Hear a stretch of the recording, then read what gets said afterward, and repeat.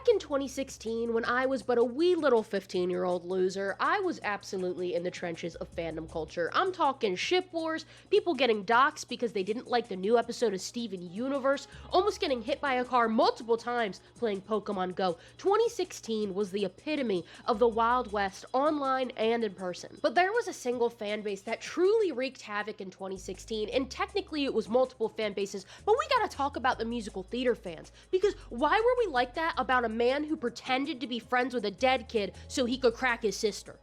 Why were we like that? Because I'm tapping on the glass.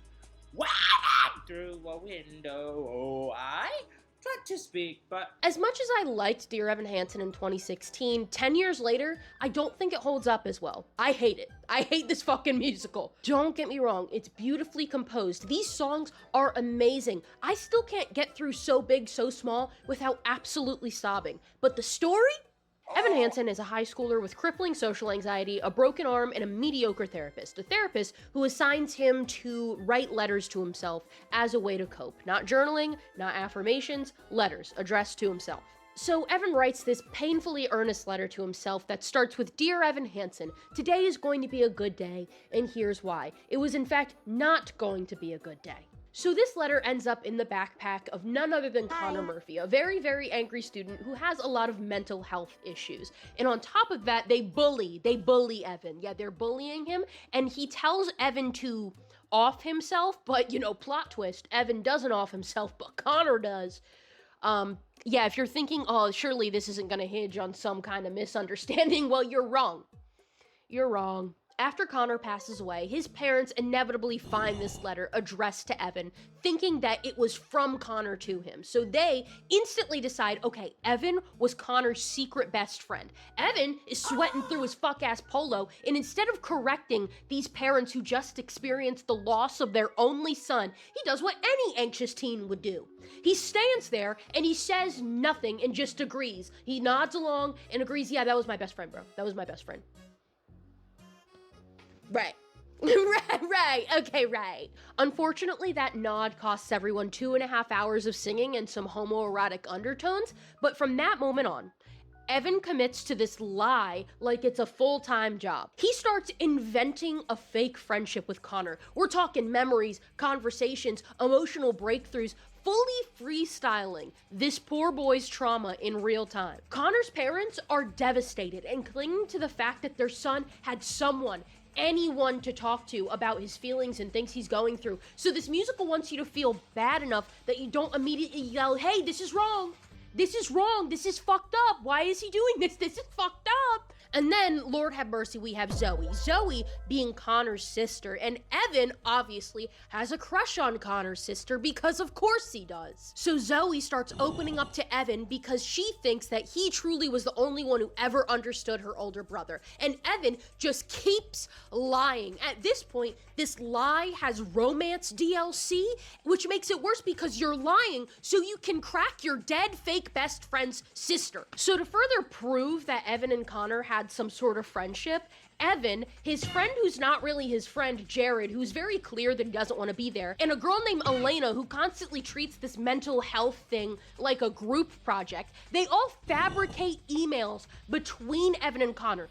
Fake emails, and then those emails somehow turn into this mental health awareness movement called the Connor Project online. So Evan becomes famous for being sad online, which definitely tracks given the era that this musical came out, but it's still fucked up nonetheless. Evan is giving TED Talks about connection and loneliness, talking about Connor like they were soulmates. The way Evan talked about Connor was very gay, and Connor ends up turning into this vague concept rather than an actual person. Everyone is applauding Evan for his bravery, his honesty, his vulnerability, none of which are real. The internet loves him, adults are praising him, he got the girl, and the musical is like, guys, see?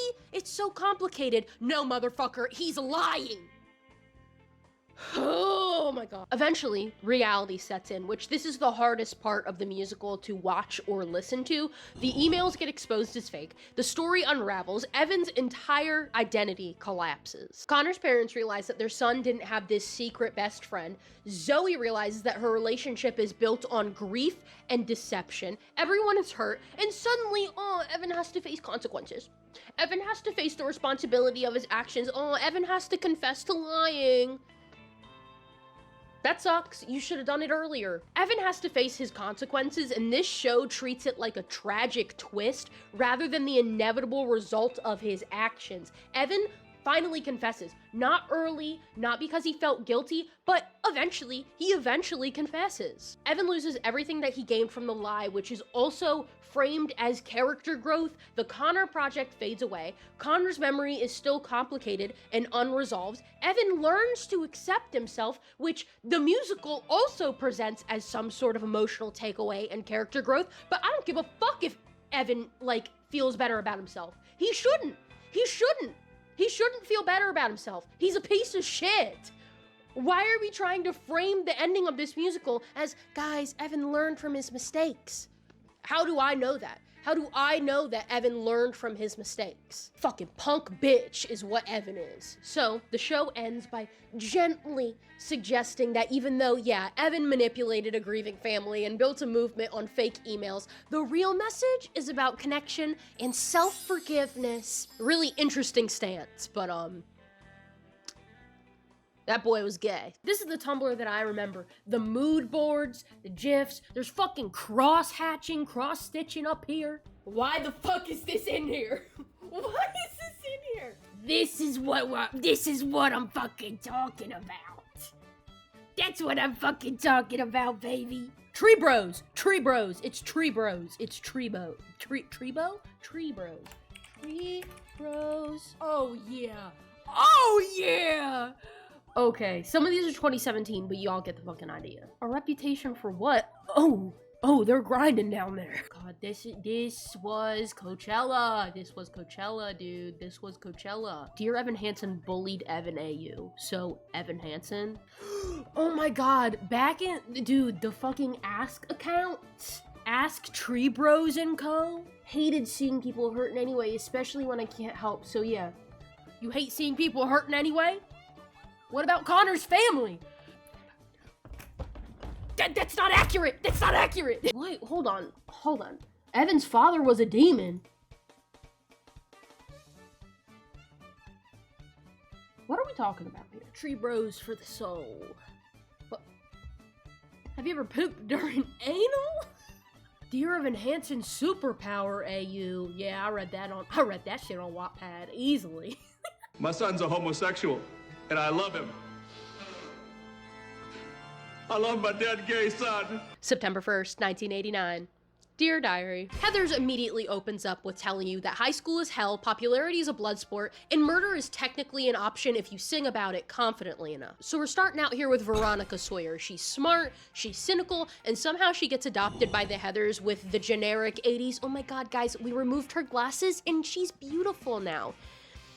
That shtick. So then we have the Heathers, and that's Heather McNamara, Heather Duke, and Miss Cuntimus Prime herself, Heather Chandler. Veronica hates the Heathers in the same way that people hate Mr. Beast. Yeah, he tortures people, but if he offered you 10 grand, like that's a lot of money. Then enter Jason Dean, JD, if you will. I won't. He's a trench coat wearing transfer student, mommy and daddy issues, violent tendencies. He's Midwest emo in a McCafferty way, if that makes sense. JD and Veronica bond over hating literally everyone, which this musical frames as romance, but in all actuality, it's just mutual contempt dressed up as chemistry. Things escalate immediately when Heather Chandler, the alpha Heather, if you will, humiliates Veronica at a party. So JD and Veronica, they pull up to Heather. They pull up to Miss Heather so they can prank her. So JD and Veronica prank Heather Chandler by using drain cleaner disguised as a hangover cure, which, important detail, not a prank.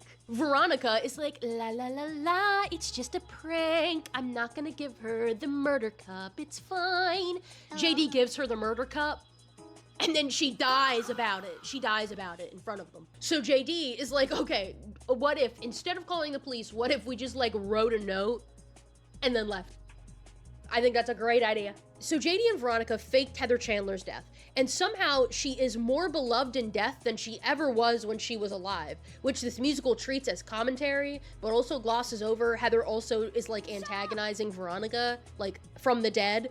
throughout the entire musical. It's a whole thing. Veronica feels bad, JD feels inspired, and this is where you realize that they're not actually on the same wavelength emotionally. So JD decides, oh, the problem with high school is bullying, so the solution is murder. So when two jocks named Kurt and Ram say something vaguely homophobic and very misogynistic, JD is like, oh yeah, you gotta die. Oh yeah, you gotta die. So him and Veronica set it up in the woods where they'll meet Veronica in the woods for a little threesome action. But instead, JD killed them both in front of Veronica, and then he framed it as like a homoerotic double suicide pact.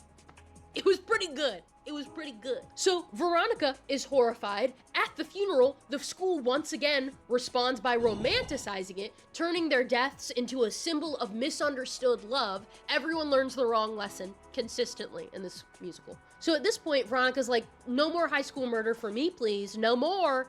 And JD, oh, he's not some misunderstood bad boy. No, he's a fucking freak with a cool leather jacket and sexy hair. JD, however, is now fully committed to this vision. He wants to fix the school by blowing it up because nothing says emotional growth quite like explosives and killing your classmates' children, most of which that you've only known for a month or two. So Veronica fakes her own death to escape from JD, which somehow works for like 5 minutes. Then she pulls up to the school, confronts him, and he's like Joker monologuing about society and pain and why him in particular, he should be in charge of who lives and who dies. He wants to decide that. So Veronica's finally like, nah, fuck this. And then she fights him. They're fighting, there's a struggle. Veronica shoots him in the stomach. Then she takes the bomb. Yeah, he planted a bomb in the boiler room. So she took the bomb from the boiler room. She's outside of the school, and surprise, JD's not actually dead. JD's not actually dead in the boiler room, right? So he takes the bomb back from Veronica outside because she has so much to live for. She's gonna go to some college and marry a lawyer. Yap, yap, yap. Love bombs are a bit more. Our love is God, and then he explodes in like at least 4 pieces. Probably a lot more. It was a big bomb. So Veronica goes back to her classmates. Listen up, folks. War is over. Brand new sheriff comes to town. The school is suddenly much nicer. Veronica takes on a quiet leadership role, which implies that the real solution to systemic cruelty is just removing people by like murder-adjacent events. But obviously it like worked. So, oh my god. Damn, she's all up on his chest. Hold on. Matter of fact, bitch, let me zoom in on that man's hairy chest. This is Coachella 2016. This, RIP. But this is Coachella 2016, bitch. Okay, this is a cute little Veronica. This is a cute little Veronica I got. Oh, what's I'm such on a the back? fat fucking chud. Bitch, this is my government homework. I need you guys to realize 2016 millennials ruled the internet. So a lot of the Gen Z bitches, a lot of the Gen Z girlies, we kind of had to just deal with it.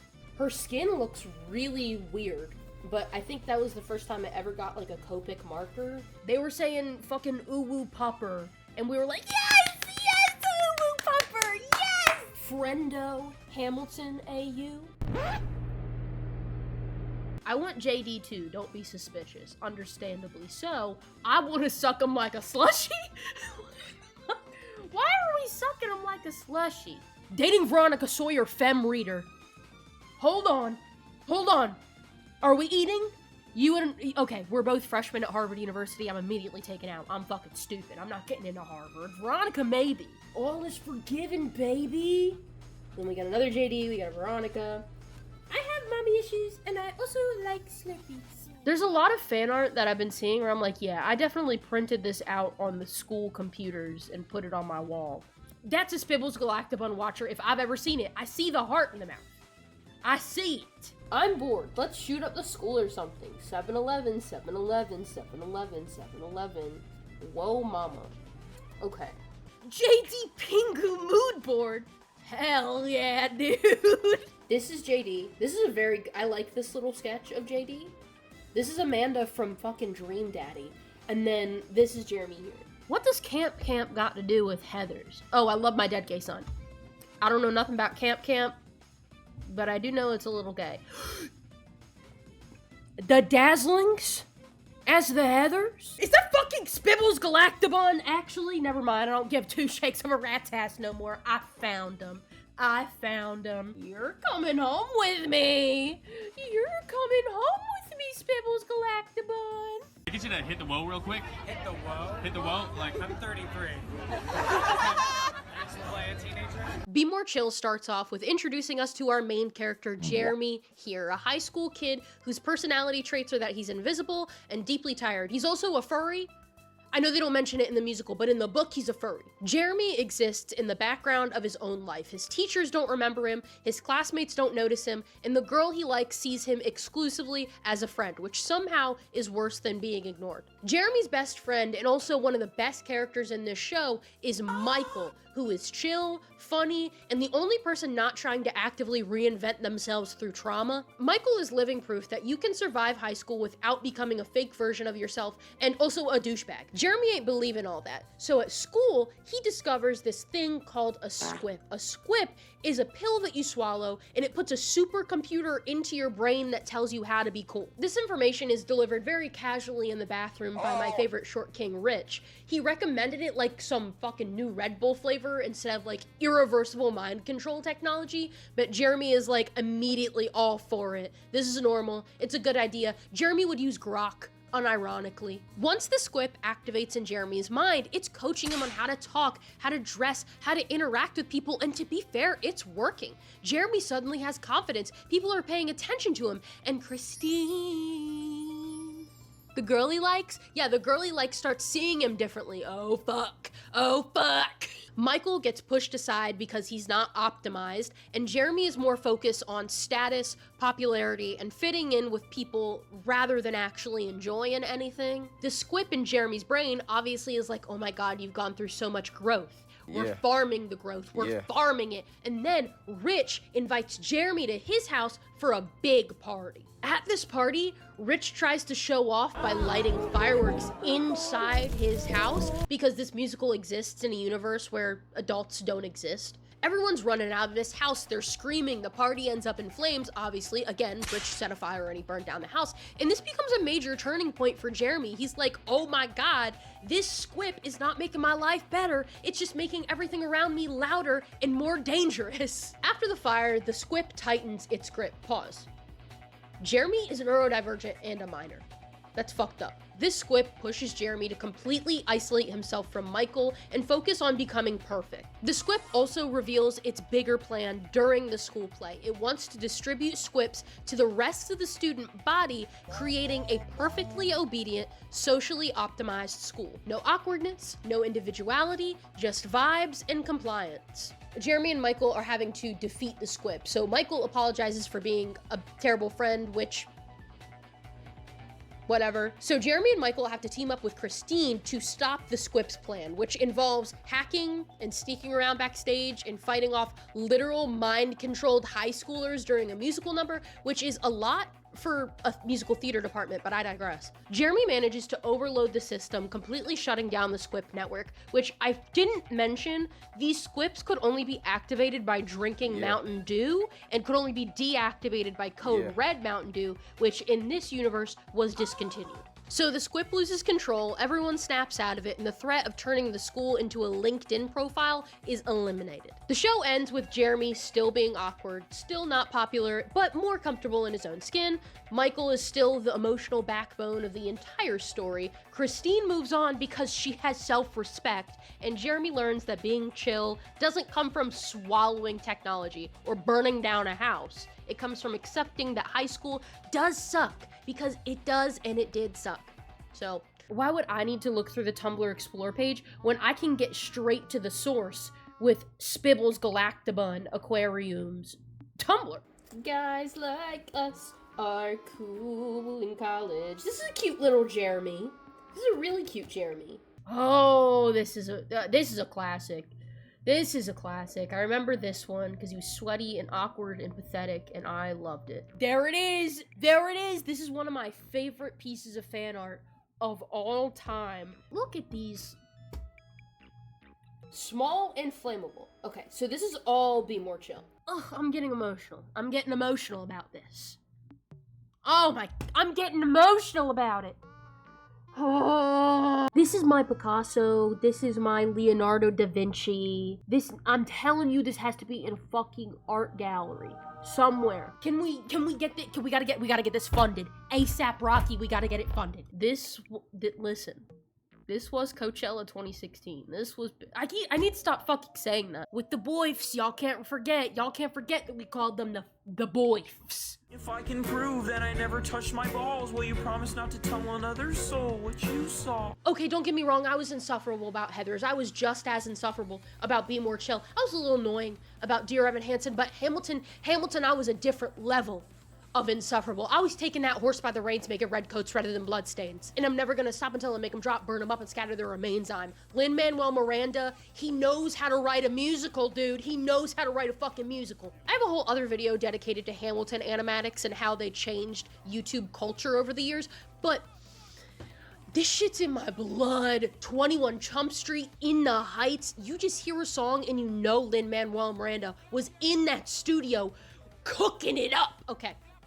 We need to get into this. So Hamilton starts by doing the most theater kid thing possible, which is saying this guy is important and you should care before we even meet him. We're introduced to Mr. Alexander Hamilton, an orphan from the Caribbean who had every possible disadvantage and responded by becoming extremely annoying about his ambition. Like, imagine a guy who treats productivity like a personality trait. That's him, that's Hamilton. Hamilton rocks up on that boat into New York, no money, no family, overwhelming desire to prove himself. In New York, you can be a new man. So he meets these guys who will increasingly become more relevant throughout the story. We got Aaron Burr, who is calm, strategic, and allergic to risk. Then we got Marquis de Lafayette, who is chaotic and also French.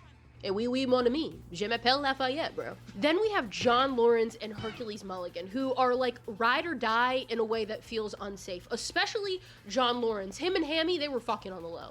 Even in history, because don't even get me started, because Hamilton and John Lawrence, they were writing each other letters, love letters. You want to read an excerpt from one of these love letters, bitch? I'll show you an excerpt from one of these love letters. Cold in my professions, warm in my friendship, I wish, my dear Lawrence, it might be in my power by action rather than words to convince you that I love you. That founding father was a fruity bitch. So all these guys, super zazzed about the revolution. Hamilton, extra excited, which already puts him at odds with Aaron Burr, which is going to be an issue later down the line, but I digress. Hamilton writes constantly. When I say constantly, I'm talking essays, pamphlets, letters. If Google Docs existed, he would have crashed the servers. And this writing got him noticed by a very important man. Who was that very important man? Oh, it was George Washington, of course. So Hamilton meets George Washington, who is very tired and very stressed. But he realizes, oh, Hamilton, he's gonna be real useful.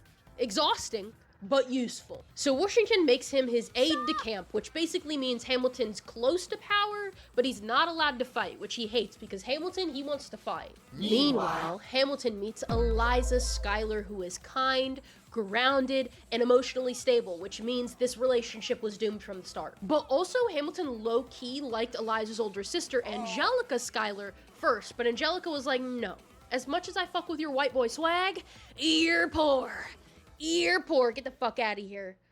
I'm a girl in a world in which my only job is to marry rich. My father had no son, so I'm the one who has to social climb for one, because I'm the oldest and the wittiest, and the gossip in New York City is insidious, and Alexander is penniless. That doesn't mean I want him any the less. So Hamilton married Eliza. And like, for a brief moment, this musical pretends that Hamilton can be normal. Turns out, Hamilton can't be normal because he's Hamilton. So the Revolutionary War is happening in the background, in case you forgot. Hamilton is getting more and more and more frustrated because he wants the glory, he wants the recognition, he wants the control and the power, but Washington's like, no, bruh. Can you, like, slow down and wait for it? Eventually, Washington is like, okay, whatever, I know you just had a baby, but go risk your life and play war. Hamilton gets his little moment in battle, he wins, the war ends, everyone celebrates. It's great, other than Burr. Because he hates that dude, low-key. He's like, oh yeah, I don't fucking like that guy. After the war, this musical completely pivots from war story to political nightmare. Alexander Hamilton becomes the first Secretary of the Treasury and decides, you know what this country really needs? A strong federal government, a national bank, and for everyone to listen to me all the time. This puts Hamilton in direct conflict with Thomas Jefferson and James Madison, who who show up late to the story, but immediately don't fuck with the whole, like, government control vibe. Thomas Jefferson was putting on his Miku binder. He was late, okay? Thomas Jefferson and Hamilton argue constantly and aggressively. They're having, like, cabinet meetings, but they're staged like rap battles because it makes economic policy more entertaining, obviously. Hamilton is brilliant and condescending. Thomas Jefferson is charming and petty. James Madison is there. He's also holding grudges and taking notes, but he's there. While all this is happening, Hamilton cheats on Eliza. His wife, the mother of his children, cheats on her not once, multiple times. A lot, actually, cheats on her quite a bit. And it's getting, like, a little public to the point where he's getting accused of financial misconduct from Thomas Jefferson and James Madison. They all agree, like, hey, we're not gonna say anything about the cheating, the affair, nothing, but we can't stop rumors. So Hamilton's like, okay, what is the best course of action here? Okay, I'm gonna publish a detailed pamphlet explaining my affair in full and destroying my own reputation and my marriage in one foul swoop.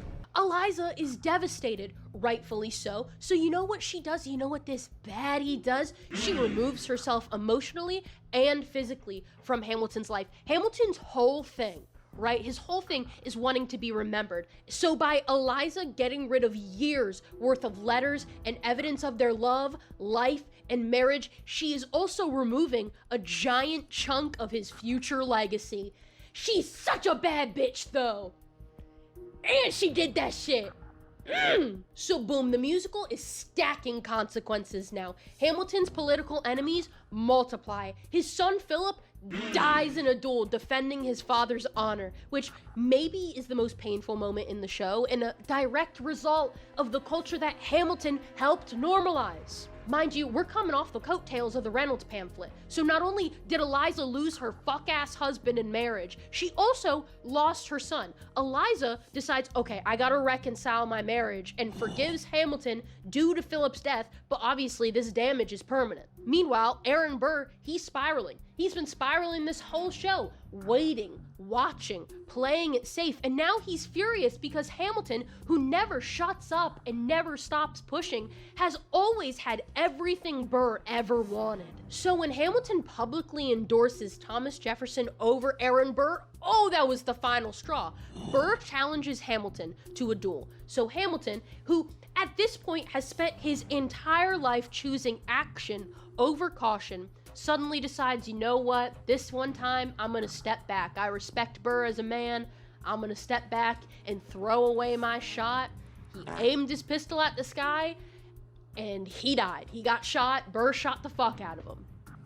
He's dead. The show ends by shifting the focus to Eliza Hamilton, who outlives Alexander by decades and spends her life preserving his story, building orphanages, fighting against slavery, and making sure her husband is remembered. Which is ironic because this entire musical only exists because of Eliza Hamilton's work. The woman he put through the fucking trenches made it her life's mission to make sure her husband wasn't forgotten.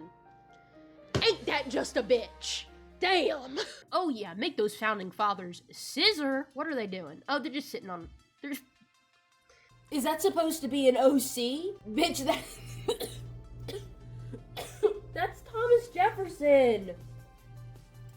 That's Thomas Jefferson. Linneman roll? Oh, this is a classic. This is a classic. Lot to unpack here. Okay. So, there is an Alexander Hamilton on this page. That's pyrocynical. There's 3 in a row. Hurricane, Closet Talk, and Inky Kisses. Alright, that's vent art. So I'm not gonna show y'all that. That is Alexander Hamilton. Oh, we got a whole page of Hamilton fan art. Hold up, in Sailor Moon. We got Aaron Burr, we got Undyne also, and Mega Man. But we also have Alexander Hamilton here, and Alexander right here getting ready to cheat on his wife. I don't know how you made Daveed Diggs more beautiful, but you made Daveed Diggs somehow more beautiful. Lynn is always throwing his dick around. Hamilton is always throwing his dick around. They're one and the same. He's like bro, Angelica is scared. I'd be scared too. And then he'd be like, yeah. Okay. Oh, wow. I hope that you burn. Listen, 15-year-old me, they were on to something. What year is this? Because I've been reading Common Sense by Thomas Paine. Oh, raise a glass to freedom. It's best page. Are we... You called Alexander Hamilton a pretty boy. Okay, so is Hamilton a pretty boy, or is fucking the King of England a pretty boy? Look at him, he's doing the fucking Disney knees! Oh my god, I know it. Yeah, this is the congratulations animatic, isn't it? Alexander! Congratulations. You have invented a new kind of stupid. Happy birthday, Alexander! That's how... Type shit, like, come on now. Is that Clarence Hamilton? Oh no, that's a popcorn bucket. I thought he had a friend dedicated to Thomas Jefferson from Hamilton the Musical. Is anybody waving back at me? Is anybody waving? Musical theater fandoms in 2016 were definitely a product of their time. I mean, AI could never recreate Miku Binder Thomas Jefferson or a Spibbles Galactabun animatic. After seeing my old interesting fan art and a lot of old fandom posts that I definitely shouldn't have been looking at on the school computers, it's crazy how much things have truly changed. As I've mentioned in other videos before, the only musical fandom that has ever gotten close to the 2016 levels of insanity and popularity of musical theater fandoms is Epic the Musical. The animatics are just as beautifully crafted. The fan base is equally as insane and reminds me of Peak Hamilton posting, and playing the music for people not into musicals makes me just as embarrassed. I feel like a damn cornball when Hermes does his gay little laugh and he's like, all you have to do is not open this bag. Anyways, fandoms hold themselves to a different standard at this point, which is great. It used to be the Wild West in fandom spaces and just on the internet generally, and as much as I miss that time in my life, I'm also wearing rose-tinted glasses because I would rather die than be in high school again. I don't care if it was 2016, I would rather die. Anyone who was in high school in 2016 will also tell you how amazing it was, and like, yeah, that shit was Coachella 2016, but also I was a loser who didn't peak in high school. I was writing gay fan fiction about founding fathers and the front bottoms. Do you really think I was getting invited to 2016 high school parties? No! I was a theater kid in middle school, a theater kid in high school, and a theater kid in the little amount of college that I attended, and 10 years later, these musicals and fandom spaces still mean just as much to me as they did in 2016. They hold a very, very special place in my heart. Thank you so much for watching. We don't need to talk about my fan art, and we never need to mention it again.